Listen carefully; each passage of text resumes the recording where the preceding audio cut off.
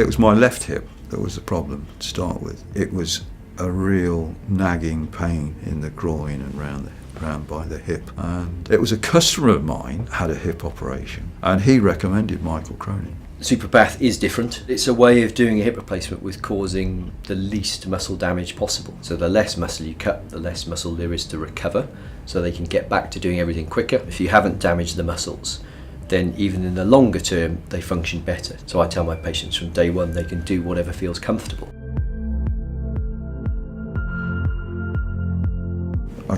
Total confidence in him. He'd heard about this method, learned how to do it, and the great thing is he's showing other people how to do it now as well. I've got terrific admiration for him. When Mr. James first came to me, he came as a person who was just under the age of 70 and was struggling to work, let alone his things that he enjoyed doing, which were hill walking and enjoying time with his grandchildren.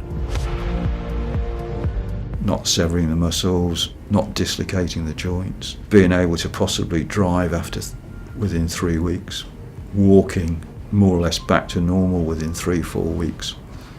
It's so quick, and the pain just disappears. That's why I had my second one done. What we're doing is about patients' quality of life and satisfaction and what it's all about. So from the moment they walk through the door, they have to feel like they're being looked after. And that's from the receptionists through the cleaning staff, through the team in theatre, who all have to get more involved with the Superpath than they do with a normal operation. You see the whole team buy into it and the whole hospital get excited. There's a buzz around the hospital about doing it. First operation I had was here Sunday morning, but he was still here, reassuring you. The physiotherapy staff here are superb, get you out and about, and that's what impressed me as well.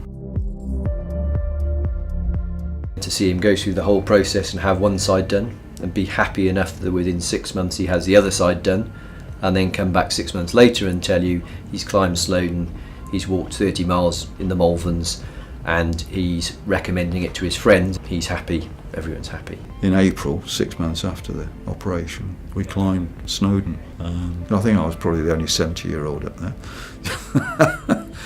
With 2 new hips, I'm sure.